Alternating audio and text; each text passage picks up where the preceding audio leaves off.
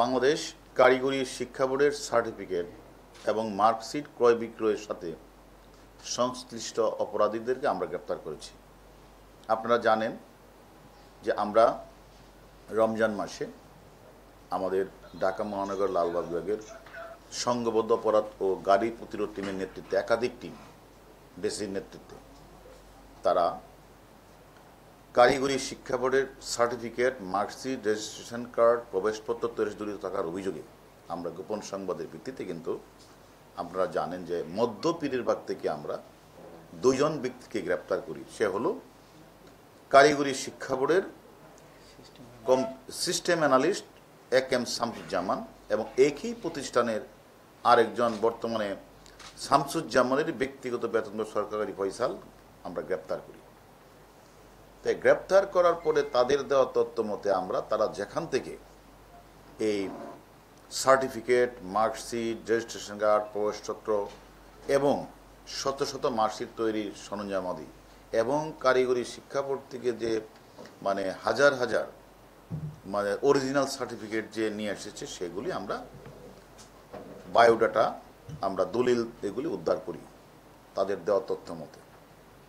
এবং সেই ওগুলো উদ্ধার করার পরই একটু মামলা রুজু হয়, এটা আপনারা জানেন। আমরা বলেছিলাম মামলার প্রেক্ষিতে আমরা তদন্ত শুরু করি। তদন্ত শুরু করার পরে এই আসামিদের জিজ্ঞাসাবাদ করার ফলে এক পর্যায়ে সে বললেন যে এটার সাথে তাদের কাছ থেকে এই সার্টিফিকেটগুলি বেশিরভাগ ক্রয় বিক্রয় করে কুষ্টিয়া জেলার সদর থানার গড়াই সার্ভে ইনস্টিটিউটের পরিচালক সানজিদা আক্তার কলি, আমরা কলিকে গ্রেপ্তার করি। কলি তারপরে শামসুজ্জামান, ফয়সাল তারা আদালতে 164 করেছেন যে তারা এই ঘটনার সাথে জড়িত, তারা সার্টিফিকেটগুলি বানায় এবং বিক্রি করে।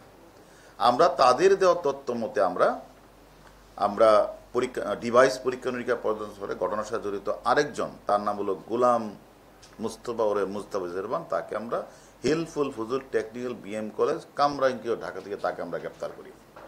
এইভাবে আমরা তাদের দেওয়া তথ্য মতে মাকসুদুর রহমান মামুনকে গ্রেপ্তার করি। সর্বশেষ আপনারা জানেন গতকাল সকালে কারিগরি শিক্ষা বোর্ডের চেয়ারম্যান সাহেবের স্ত্রী মোসাম্মদ সেহেলা পারভিনকেও আমরা উত্তরা 18 নম্বর সেক্টর থেকে গ্রেপ্তার করি। এবং তাদের সকলেরই কথা মতে একটা মানুষ যে সিস্টেম অ্যানালিস্ট, সে যে তাদের যে ওয়েবসাইট, সরকারি পাসওয়ার্ড, যে অথরাইজেশন কে ব্যবহার করবে, এটা ব্যবহার করার কথাটা হলো যে কোনো শিক্ষা প্রতিষ্ঠানের বা ছাত্রছাত্রীদের তথ্য সংযোজন, বিয়োজন, পরিবর্তন সংক্রান্ত নিবেদনের ফোকাল পার্সন হলো শিক্ষা মন্ত্রণালয়ের চেয়ারম্যান বা পরীক্ষা নিয়ন্ত্রক। এটা তো কোনো ক্রমেই এই সিস্টেম অ্যানালিস্ট বা কম্পিউটার অপারেটরের কাজটা না। তাহলে সিস্টেম অ্যানালিস্ট বা কম্পিউটার অপারেটর যে প্রতিষ্ঠানের যে নির্দেশ, কঠোরভাবে তারা গোপনীয়তা বজায় রেখে এই সংবেদন কাজগুলি করবেন।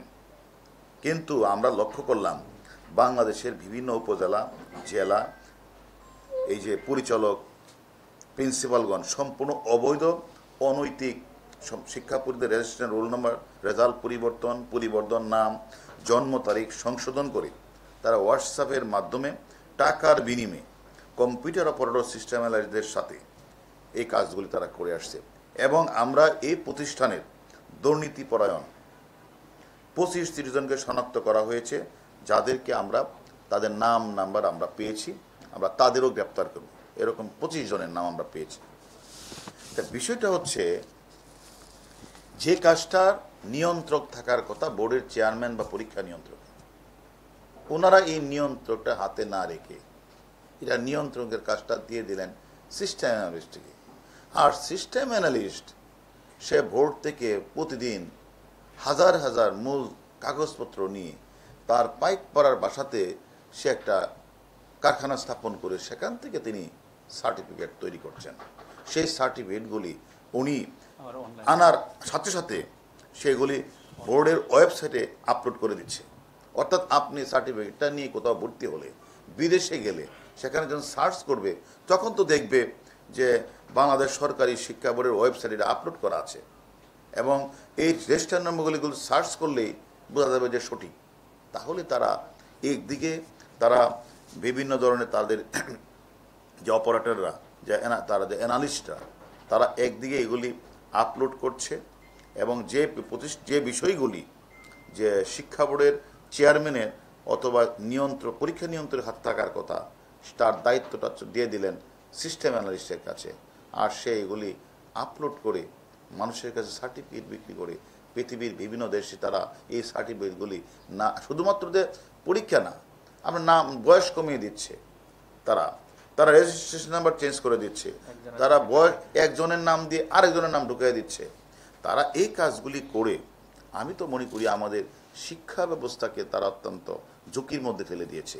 এবং আমরা বাংলাদেশ কারিগরি শিক্ষা বোর্ডের কিছু দুর্নীতিপরায়ণ সিবিএর দালাল, কর্মকর্তা কর্মচারী, কম্পিউটার পরিদর্শক দীর্ঘদিন ধরে তারা এর রেজাল্ট পরিবর্তন, নাম ঠিকানা পরিবর্তন, বয়স পরিবর্তনের কাজটা তারা করে আসছে। এবং সবচেয়ে আশ্চর্য বিষয় হচ্ছে এই অ্যানালিস্টের বিরুদ্ধে যখন কিছু কিছু সাংবাদিক তারা তার তথ্য পেয়ে তার নিউজ করবে বলে তারপরে ম্যানেজ হয়ে যায়, আর নিউজ করে না। এবং আমরা যেদিন তাকে ধরে নিয়ে আসলাম তাকে, সেদিনও কয়েকজন সাংবাদিক রিং দিল, ভাই সামনে ঈদ, কই দেখা করছেন না তো। তাই সে যে অ্যারেস্ট সে জানে না, কিছু সাংবাদিক জানার পরও কিন্তু নিউজটা করে নাই। অন্যদিকে আবার আমাদের দুদকের দু একজন কর্মকর্তা তার নামে একটা ফাইল খুলে তার সাথে আবার ওই সিদ্ধেশ্বরীতে বসে একাধিক কথাবার্তা বলে সেটাও স্থগিত হয়ে যায়, আর ওই দুইজন দুদকের কর্মকর্তা রিটায়ারে চলে যায়। সেখান থেকে সে কিছু বাংলা টাকাও নেই, কিছু ডলারও নেই। এইভাবে আবার সেটা যখন মানে মন্ত্রণালয়ের কিছু কর্মকর্তা যখন এটাকে আবার তদন্ত শুরু করার পরে পরে বলে এটা তো কম্পিউটারের বিষয়, এটা কম্পিউটার কাউন্সিল এটা ভালো তদন্ত করতে হবে, তারা তদন্ত থেকে তারাও বের হয়ে যায়। আবার তদন্ত কাউন্সিল, ওই যে কম্পিউটার কাউন্সিল, তারা যখন তদন্তে শুরু করলেন তারাও এক পর্যায়ে চুপ হয়ে যায়। সেখানে তারপরে দেখা যায় ওই দুদকের সবাই চুপ হয়ে গেলে এখন সে তখন মনে করেছে যে সব কিছুই সে ম্যানেজ করতে পারে, শুধু বাদ সাচ্ছে হলো ডিবির জালে লাস্টে তাকে আসতে হয়েছে এবং সে স্বীকার করেছে। এবং আমরা মনে করি আমরা যে কয়জনকে গ্রেপ্তার করেছি, 3 জন 164 করেছে, চেয়ারম্যানের বউকে আমরা জিজ্ঞাসাবাদ করেছি, সেও বলেছে তার সাথে ওই যে সিস্টেম অ্যানালিস্টের যোগাযোগ ছিল এবং লেনদেন ছিল এবং সেটা স্বীকার করেছে। যদিও মাঝে মাঝে বলে কিছু ধান নিয়েছি, তাহলে বাংলাদেশে আর কারো কাছে ধান নিলেন না, আপনি ধান নিলেন সিস্টেম অ্যানালিস্টের কাছ থেকে। যাই হোক, সেটা মানে আমাদের তদন্তে তার নামও এসেছে। পাশাপাশি বাংলাদেশের আরও 30-35 জন মানে কর্মকর্তা রয়েছে যারা সরাসরি এইগুলি ক্রয় এবং বিক্রয়ের সাথে জড়িত, তাদের নাম নাম্বার আমি পেয়েছি, তাদের শীঘ্রই আমরা গ্রেপ্তার করব।